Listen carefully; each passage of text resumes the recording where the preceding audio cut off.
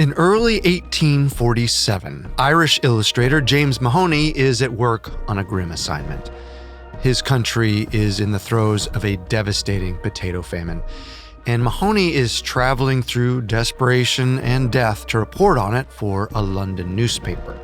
Mahoney draws and writes about many ghastly scenes, but it's one of the less showy incidents that speaks the loudest about the British role in the catastrophe. In Schull, a village on the Atlantic coast of Ireland, Mahoney and his team come upon a huge crowd of women in the street, at least 300. They're all there for the same reason: to buy cornmeal for their starving families. One woman tells Mahoney that she's been there since dawn. The cornmeal everyone is waiting for arrives in the local port with a military escort. Without the protection, desperate locals might have tried to steal the food. Now, a government official is meting out small portions at exorbitant prices. But even with these tiny rations, some of these women will return to their hungry families empty-handed. Welcome to Conspiracy Theories, a Spotify podcast. I'm Carter Roy. New episodes come out every Wednesday. You can listen to the audio everywhere and watch the video only on Spotify. And be sure to check us out on Instagram at The Conspiracy Pod. We'd like to give a special thanks to listener Cameron McDonald for suggesting today's story. Stay with us.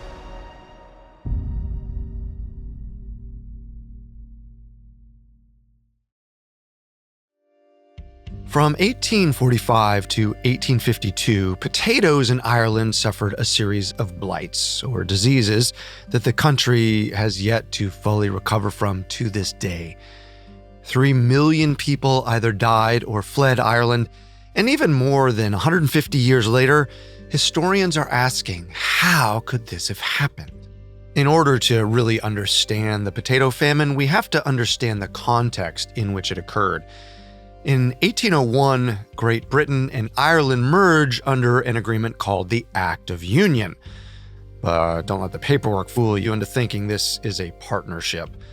At this time, Ireland is a British colony, exploited for its farmland. By the 1840s, exported Irish grain feeds about 2 million Brits a year, a crop output Britain could never hope to produce itself. British landlords own virtually all of the productive Irish farmland. Many of them manage it remotely from England, leaving desperately poor native Irish laborers to work the land. In addition to working on their landlord's parcel, most of these Irish farmers also rent small plots, feeding their families with the crops they grow. With very few exceptions, they all grow one thing: the Irish lumper potato. The Irish lumper has a lot to offer the peasant farmer. One, it provides a high yield, even on a small square footage. See, the land available to farmers is limited to begin with, and as Irish families grow and pass down land to younger generations, those rental plots get divided up and become smaller and smaller. But luckily, even though the average Irish male eats about 12 pounds of potatoes a day, just 1 acre of potatoes can feed his family of 6 for a year. The other benefit of potatoes is their nutrition. In a book about the famine entitled Their Graves Are Walking, author John Kelly explains that potatoes provide 2 to 4 times more calories per acre than grain. That's why Irish farmers rely on it so heavily. They can feed their loved ones well. Potatoes are credited with allowing Irish families to grow and stay healthy. Irish folks aren't the only ones benefiting from the potato. Historians say the crop contributed to the population boom across all of Europe between 1750 and 1950. All that manpower allows many countries, including Great Britain, to industrialize. That means a more modern and international economy that trades in manufactured goods as well as raw materials and crops. But remember, Ireland is basically Great Britain's pantry. The folks who work in British factories making the goods that made England competitive on the international market, many of them eat imported Irish crops. Britain's industrialized economy is fueled by Irish food. But the British aren't exactly grateful. Instead, officials grumble about how Irish laziness results in a sluggish and primitive Irish economy. From their perspective, the average farmer isn't helping his country move into the modern age. Most don't engage with currency. They eat what they grow and barter with whatever is left. British landlords want their Irish farmland to be more efficient and profitable. From their perspective, Irish farmers are holding them back as laborers and tenants. Their manual farming could be performed faster and cheaper by machines. The land the farmers rent would be more lucrative growing food for trade. So landlords with an eye for profit want to evict their tenant farmers. In a situation with a British occupation dressed up as a mutually beneficial union, a declining quality of life for an average Irishman, and now a threat of eviction from arguably stolen Irish land, well, you can imagine it creates some tension. Then, things get worse. In the summer of 1845, all of Western Europe sustains heavy rains. Irish farmers are worried. Wet summers are never good for their crops. Their fears are confirmed when they wake up in the morning to a heavy, rotten stink. Out in the field, their nearly mature potato plants have white spots on their leaves. Within a day, the spots are brown and rotten looking. By the third day, the entire stalks are black and drooping. By then, the precious edible root of the plant is dead. Sometimes the potato's growth would be stunted, and it comes out of the ground the size of a walnut. Full-size potatoes have a slimy film and patches of rotten flesh. Inside, it's full of rancid muck. Once just one plant shows sign of the deadly mold Phytophthora infestans, there's no chance of saving any of the others. Families work into the night until they can't see the plants in front of them, trimming off the diseased parts of the plants. Even potatoes that come out healthy can go bad in storage.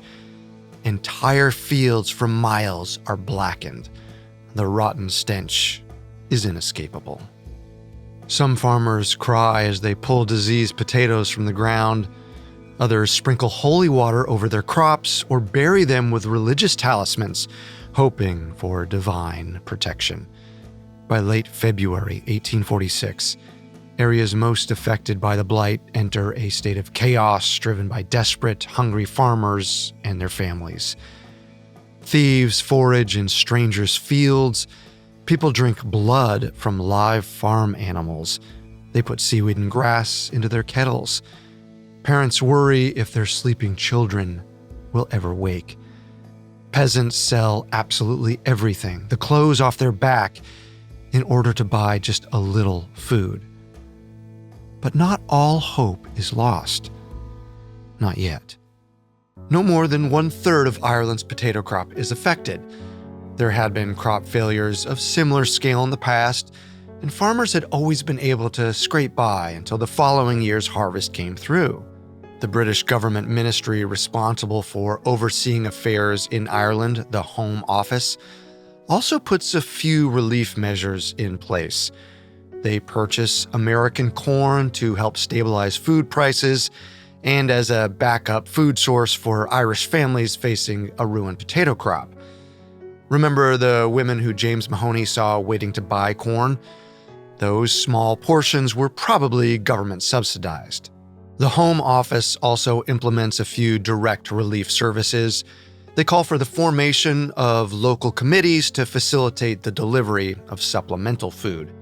They also organize public works projects that create opportunities for farmers to work for cash and therefore buy food to offset their crop losses.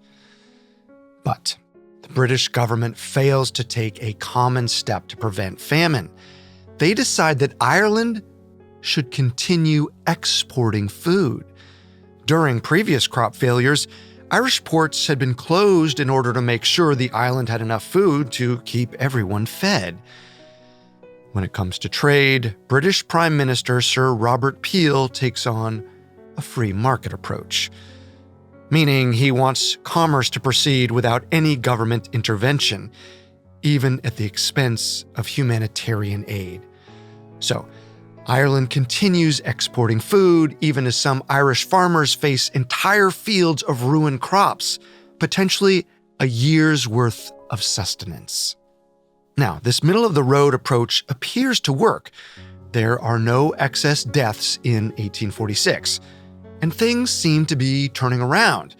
That summer's potato crop appears healthy. In June, Prime Minister Peel seems to think the worst is over, shifting focus from Irish suffering to, quote, "The real question at issue is the improvement of the social and moral condition of the masses of the population." But then, harvest time comes. Phytophthora infestans returns. This time, its rotten stench infiltrates all 32 Irish counties. There's nowhere to hide. In the fall of 1846, everyone in Ireland comes to grips with a horrifying reality. They are not recovering from last year's crop failure. Instead, they're facing an even worse one. The winter weather shapes up to be brutal, one of the worst anyone can remember. Daily life for the average Irishman becomes about survival. Diversions like poetry, dancing, and music, staples of Irish culture, become a distant memory. As the number of people in need increases, gaps in Prime Minister Peel's relief efforts become obvious. Public works projects are supposed to allow starving peasants to earn enough money to buy food. In reality, families, even children already weak from starvation, struggle to complete heavy labor that's often pointless. They might spend the day splitting rocks to build roads that don't lead anywhere. The hard-earned wage for this futile work isn't enough to sustain an entire family, and that's only when they do get paid. Many of these projects are riddled with corruption. The more direct support, like soup kitchens and government-subsidized food distribution, also have major flaws. Prime Minister Robert Peel might have purchased some supplemental corn, but he intended for local authorities to handle the processing and distribution of that corn. Often, this means landlords. Peel assumes that wealthy landlords will use their own money to support the working class because they depend on working class labor to maintain their own solvency. But landlords are in no financial position to help. A significant portion of their income relies on rent, and countless tenants are in arrears. Then it gets worse. Again. A British election results in a power changeover. The new Prime Minister puts Charles Edward Trevelyan in charge of relief efforts in Ireland. Unfortunately for the starving Irish, Trevelyan leans even more heavily towards a free market approach than Peel's administration did. Like Peel, Trevelyan figures that pausing Irish food exports could make the Irish economy even less competitive on the international market. He's in favor of continuing the export of Irish crops unaffected by the blight, like grain, to whichever country can pay the highest price. Well, that certainly isn't Ireland. So, merchants and landlords continue to make money on the exported crops that survive the blight, but the Irish laborers working their land are facing a worsening food shortage. Even though the situation is increasingly dire, Trevelyan also chooses to cut down on more direct relief efforts like supplemental food and soup kitchens. He worries such quote-unquote handouts could make Irish people dependent on government support. no one is coming to save Ireland. Famine and its consequences run rampant. The suffering over the next several years is tremendous. Lack of food probably seems like the biggest danger during a famine, but for Irish people hoping to survive, starvation is only one of the threats. Peasants also face eviction, rising crime and violence, and deadly disease. Let's start with evictions. We've already talked about the main incentive for landlords to force out tenant farmers, the ability to consolidate their land into a more modern and therefore profitable agricultural operation. Trevelyan's relief policies reinforce those efforts. A landlord's legal obligation to support relief services is directly tied to how many tenants live on their land. If a landlord evicts those tenants, then they don't have to chip in to support them. On the flip side, farmers can only access the majority of relief resources if they rent less than a quarter acre of land. Anyone with a larger property has to abandon it if they want government support. When tenants are evicted, it's often sudden and violent. Enforcers hired by landlords don't just ask tenants to leave, they destroy their home and belongings and seize everything of value. Destitute and often starving families are left with no possessions and nowhere to go. Sometimes this results in counter-violence. Farmer mobs armed with pitchforks face off against police and military forces. Disgruntled peasants brutally kill people who collect rent, lend money at obscene interest rates, or enforce evictions. Some landlords use another tactic to get rid of their tenants, encouraging them to emigrate to the United States. A number even offer to pay for their passage. This is more civilized than simply demolishing unwanted tenants' homes, but it's still self-serving. When tenants move to the States, their land reverts back to their landlord. Plus, Atlantic Passage is no cakewalk. Passengers spend the weeks-long journey crowded below decks on vessels designed to transport goods like wood or grain, not people. Anyone lucky enough to land on a ship retrofitted for human transport gets to share a bunk with 3 other people at least. Captains often oversell tickets, pocketing the extra cash. If those conditions don't sound horrendous enough, the ship crews often neglect to bring adequate food and water for everyone on board. On top of that, all those people packed into such a small space is a perfect breeding ground for disease. Infections like typhus, typhoid, and cholera kill thousands of Irish people during the famine, at home and on ships bound for the U.S. Record keeping is inconsistent, so it's impossible to know for sure, but research suggests that far more Irish people died from illnesses than directly from starvation. Some of the most haunting reports from James Mahoney, the illustrator and reporter who relayed famine scenes back to England, are of the devastating effects of disease. Mahoney describes entire families dead in their homes, their bodies left to rot. A single survivor, so weak he's had to live among the corpses of his family, begs passers-by for water or for fuel to start a fire. But concerned neighbors are forced to keep walking. They've already seen how anyone who tries to help ends up infected themselves. In 1844, Ireland had a population of just over 8 million.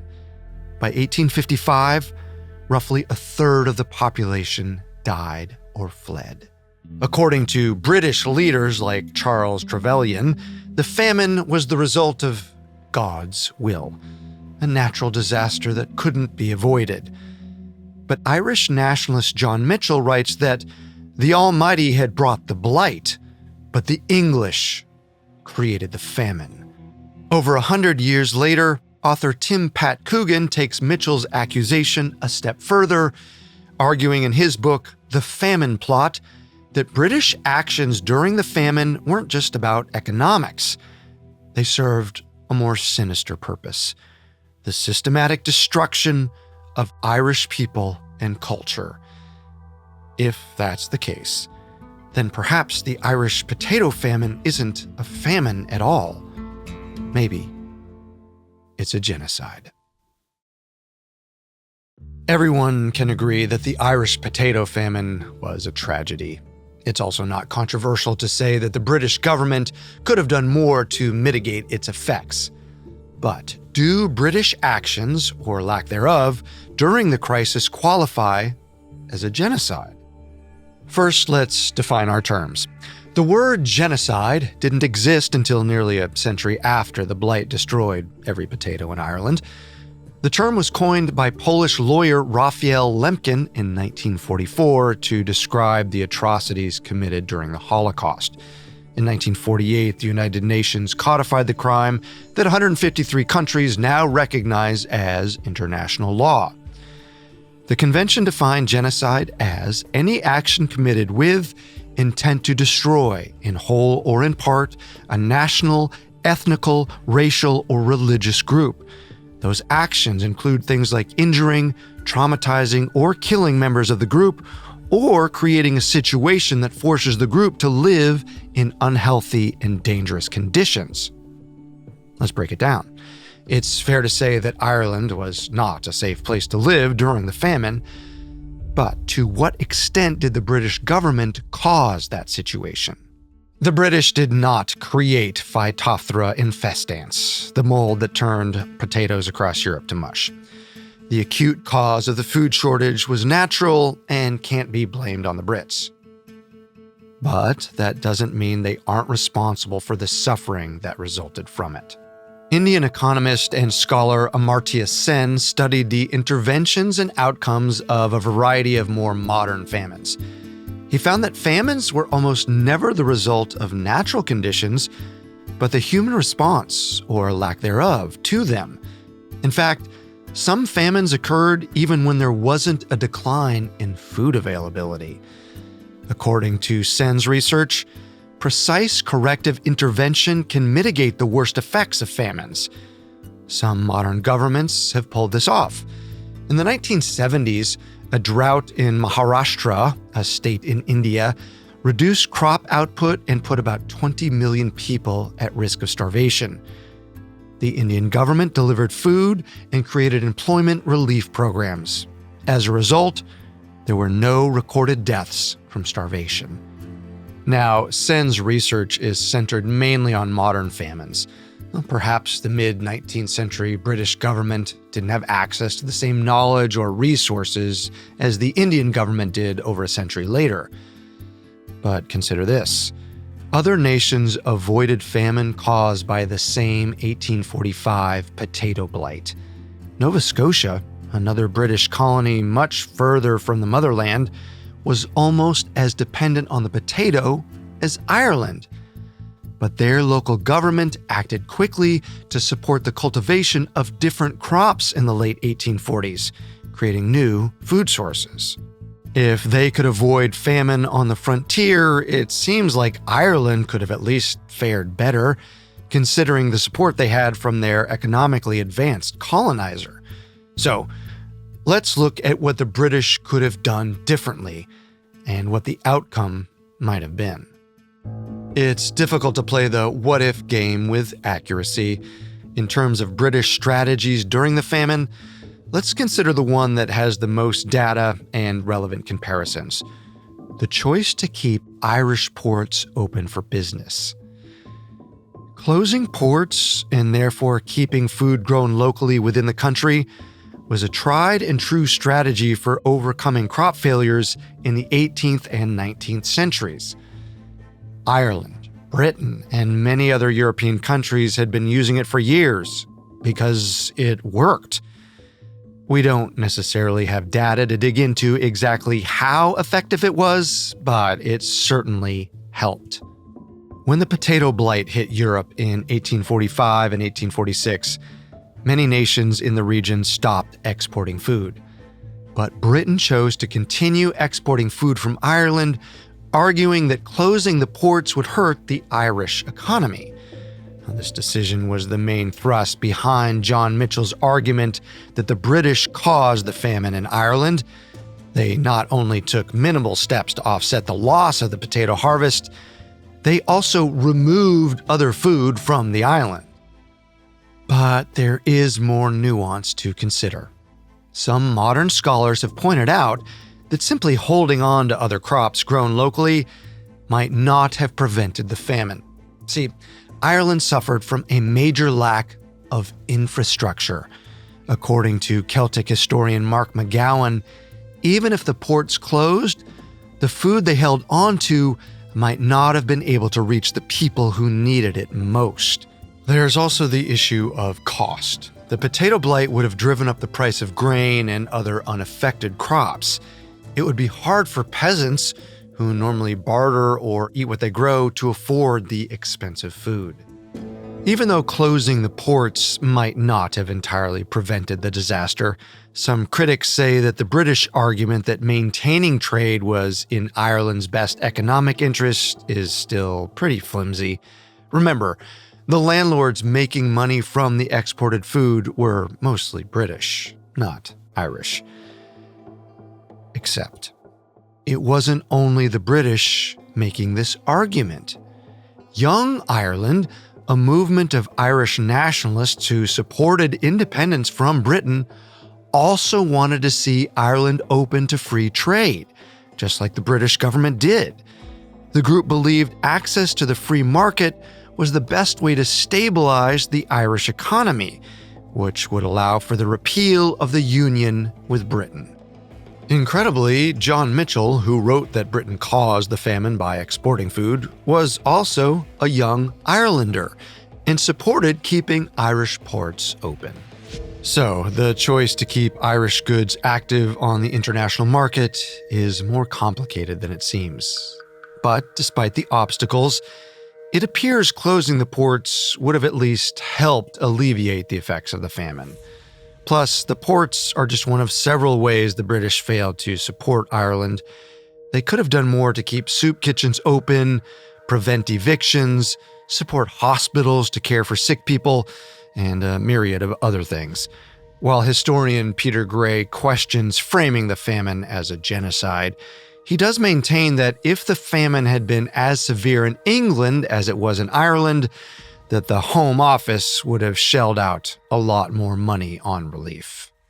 If the choices of the British government contributed to famine conditions in Ireland that resulted in death and immigration, it could be argued that half the criteria for genocide is met. Well, let's consider the other half: intent. Did the British government act with the intention of harming the people of Ireland? British prejudice against Irish people in this period is well documented. For the first 29 years of the union between the countries, Irish people weren't allowed to hold government positions or pursue occupations in fields that required certification, like medicine or the law. Though those limitations were abolished a few decades prior to the famine, their effects persisted. Popular British newspapers created tropes out of perceived Irish flaws, including, but not limited to, laziness, brutality, stupidity, and filth. Some Victorian thinkers considered the potato an unseemly food that degraded the character of anyone who consumed it. Perhaps that's why so many British folks were content to believe that the blight was a righteous punishment from God. Separating the Irish from their potatoes would only do them good. Even more disturbing, these opinions were shared by Sir Charles Trevelyan, who was responsible for administering aid in Ireland starting in 1846. At various points, he described Irish people as defective, selfish, perverse, and turbulent. From his writings, it sounds like he felt Ireland deserved whatever the famine delivered.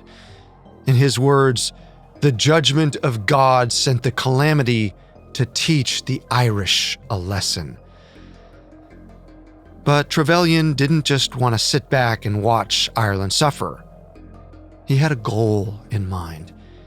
In a letter to another bureaucrat, he said he was glad that smaller farmers were abandoning their land, Hopefully, the land would finally end up in the hands of someone with the money to modernize. For all of Britain's generalized antipathy toward Ireland, it doesn't add up to a grand plan to annihilate it. Intent is consistently the hardest part of proving genocide.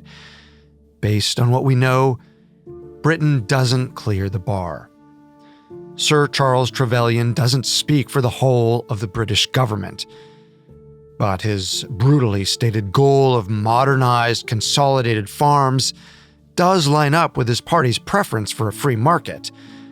As villainous as Trevelyan sounds, his glee over evicted farmers actually suggests that the famine wasn't genocide.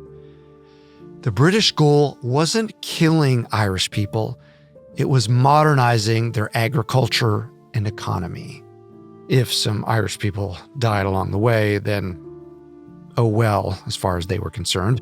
The British may not have had an intention to destroy Irish people, but Trevelyan certainly lacked any intention to prevent their destruction.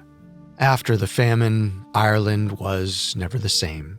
Even after the crisis abated, the population continued to decrease for the next 100 years. Today, the population of the island is still far lower than it was before the blight struck. In 1997, the British Prime Minister Tony Blair delivered a formal apology to the people of Ireland. He admitted that the British government failed in their duty by allowing a crop failure to cause unthinkable suffering that they could have prevented. The British did not commit genocide, but all that really means is their actions don't meet the modern legal definition. Morality, though, doesn't have a label.